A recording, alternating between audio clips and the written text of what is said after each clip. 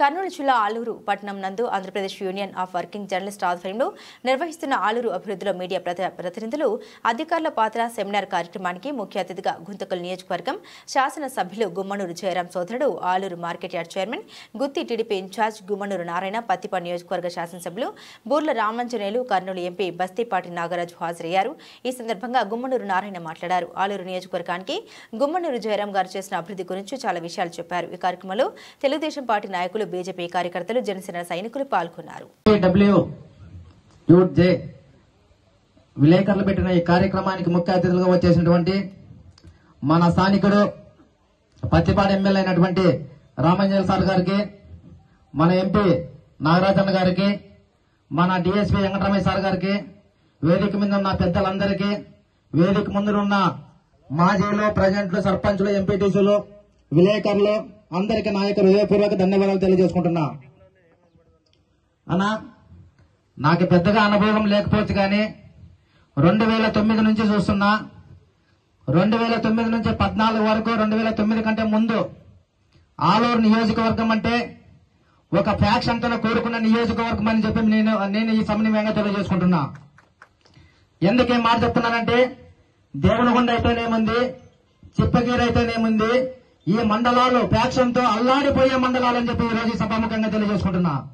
కానీ 2014 తర్వాత ఒక జయరామన్న ఎమ్మెల్యేగా గెలిచినప్పటి నుంచి అన్ని కులాలు అన్నదమ్ములుగా కలిసిమెలిసిగా ఫ్యాక్షన్ వదిలిపెట్టి ఈ రోజు అందరూ సమానత్వంగా ఉన్నామంటే అది మార్పు అనేది నేను వెంకన్నకి చెప్తున్నాను. ఈ రోజు అన్నా వెంకన్న ఇంకో మాట అన్నావు, మంత్రి పదవులు అనుభవించినారు, మన నియోజకవర్గానికి ఏం చేశారు అని.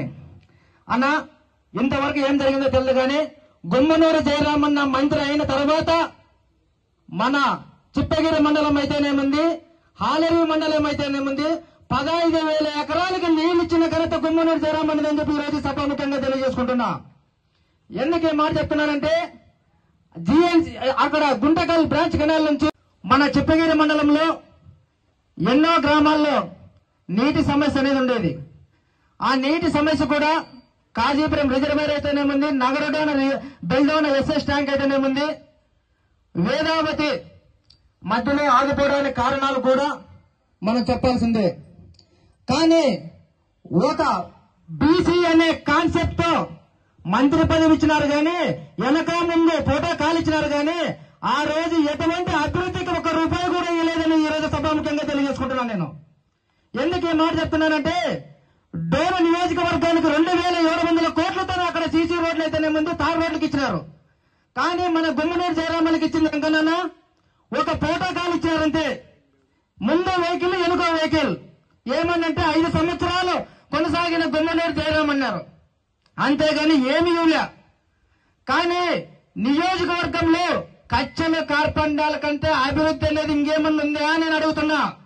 ఎంతో మంది దేవనగొండ మండలంలో ఫ్యాక్షన్ తో అల్లాడిపోతూ ఎంతో మంది హత్యలు చేసుకుని ఈ రోజు రాష్ట్ర చరిత్రలోనే దేవనగొండ మండలము ఫ్యాక్షన్ మండలంగా ముద్ర పొందింది. ఆ రోజుల్లో జయరామన్ వచ్చిన తర్వాత అందరినీ నేల్ని దేవనగొండలో అక్కడ ప్రవహిస్తూ ప్రతి ఒక్కరూ పంట పొలాలు చేసుకుంటా అక్కడ మంచి పంటలు పండించుకుంటున్నారంటే జయరామన్ మంత్రి అయిన తర్వాత అని చెప్పి ఈ రోజు నేను గుర్తుపెట్టుకోవాలని చెప్పి ఈ రోజు సభాముఖంగా తెలియజేసుకుంటున్నా. అదే విధంగా మన ఆలూరులోనైతేనేమంది, ఆలూరులో విషయం గురించి రోడ్ల విషయంలో ఎంతో విధంగా పోరాడినాడు. కానీ పోరాడినా కానీ వాటికి లాస్ట్ కి మన ఎస్టిమేషన్లకే పరిమితమైనాము. ఎస్టిమేషన్ వేసుకోవడమే, తీసుకోకపోవడమే, ఇవ్వడము, ఎస్టిమేషన్ వేసుకోకపోవడమే, తీసుకోకపోవడము. ఏమంటే బీసీ మంత్రి కాబట్టి మనం ఎక్కువ మాట్లాడలేమడా. ఆ ఎక్కువ మాట్లాడాం కాబట్టి మనకి నిధులు రాలేదు. నిధులు రాలేదు కాబట్టి ఏ విషయంలో మాట్లాడలేకపోయినాము.